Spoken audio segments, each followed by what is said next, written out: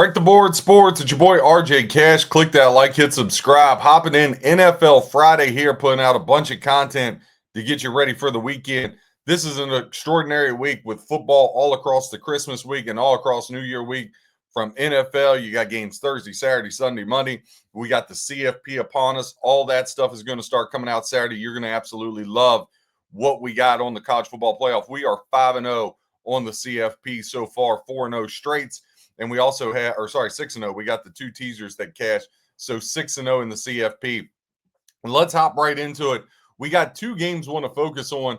We got Jags, Colts, and then we got Raiders, Giants. And you might say, RJ, why in the God's name are you breaking down the Giants and the Raiders? Who cares? Well, I think when there's a good bet, there's a good bet. And I think there's a good bet on this one. Let's hop right into that one first. Then we'll get to Jags, Colts. Right now, the Giants are a 1.5 point favorite. Now, keep in mind, this opened up the Raiders laying 1.5. Now they're the dog, right?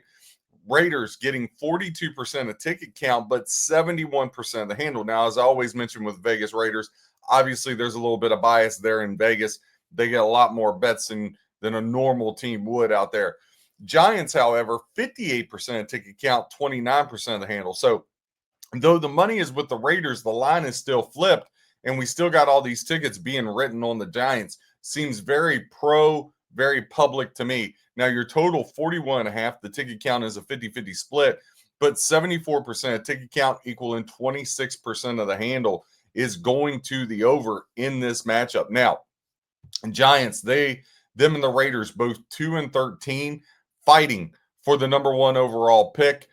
Giants 7-8 against the spread. Raiders 5-9-1. Now at home, the Raiders are just 1-6, but the Giants, they're not going to give you any resistance either. The Giants are 0-8 on the road, and they have lost 9 straight, have the New York Giants. Now, the Raiders, you might ask, they've lost 9 straight. The only thing that would be more comical is if this game ended in a tie. Now, they last played in 2023 in Vegas. That was a game the Raiders won 30-6. 2021, they played in New York 23-16. Giants were able to get home in that one. When you look at it and you look at some of the trends, again, we talked about both of these teams being on 9-game losing streaks. For the Raiders, it's going to be really interesting what they want to do at the quarterback position, right? Obviously, a lot's being made about them and what they got going on there. Will Pete Carroll come back? So a lot of things with the Raiders, but I think the easiest thing for the Raiders is turn around and hand the ball to Ashton Genty. Now, Brock Byers, he's put on IR for the rest of the year. That hurts the Raiders tremendously. Over the last 6 meetings, Giants 4-2 straight up, 4-2 ATS versus the Raiders. Raiders just 2-4 ATS, their last 6 overall. The under between these two teams has cashed 7 of the last 10 meetings. When I look at this, I look at 2 ways to attack it. One, I can't see either team blowing out the other. I just can't see that. They're both so pathetic. I like the Raiders plus the 1.5, but I really like the Raiders in a 7-point teaser, getting the Raiders plus 8.5. Listen, this is a one-possession game, in my opinion. If you're telling me you're going to give me the Raiders plus 8.5 against a Giant team that's lost 9 in a row just like them, I'm here for it. So I like a 2-team 7-point teaser. I like the Raiders plus 8.5, and let's put the Rams with them at pick or -1. That line's 7.5 or 8 right now. Rams get the win in Atlanta in a must-win situation. Click that like, hit subscribe. The main game I want to touch on is this Jacksonville Jaguars, Indianapolis Colts game. Now, the Jags are laying 6. It was 6.5. We've dropped down now to 6. Total 48.5. 43% of ticket count, 81% of the handles going to the over. 57% of ticket count, 19% of the handle going to the under. Now, as far as the sides breakout, 76% of bets equaling 80% of the handle is going to the visiting Jaguars. They went into Denver and absolutely ripped them a new one. And now you got to think with Liam Cohen getting Trevor Lawrence on track, how dangerous is this Jacksonville team as we get to the playoffs? I would really like to see him have Travis Hunter, but Jacoby Myers is filled in just nice with him. Now, the Colts catching 6. They're getting 24% of ticket count, 20% of the handle. Colts are on absolute life support right now with their playoff lives. They lose this game, they have no shot. Phillip Rivers, can he somehow come through? He played really well against the Niners, and he had him in position to win the Seattle game. You know, if they win that Seattle game, we're talking about something totally different.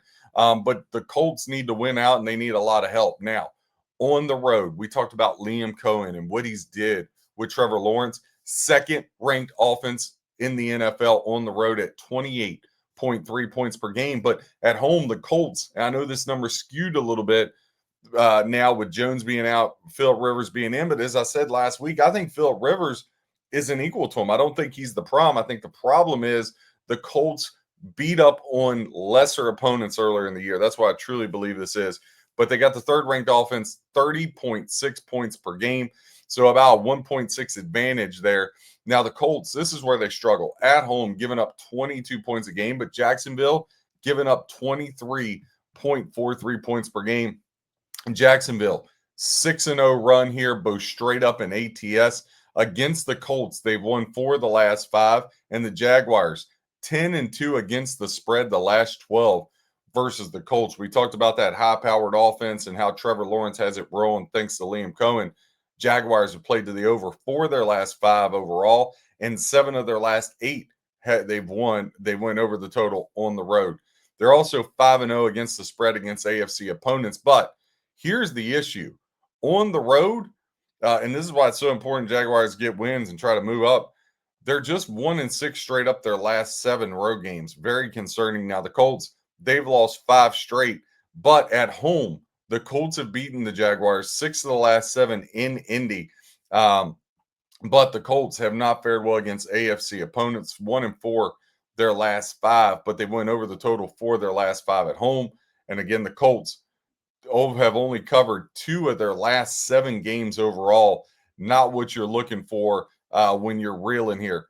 Jaguars 11-4 straight up, 10-4-1 ATS, 5-2 on the road. Colts 6-2 at home this year, 8-7 straight up, 8-6-1 ATS. Again, they've lost 5 in a row.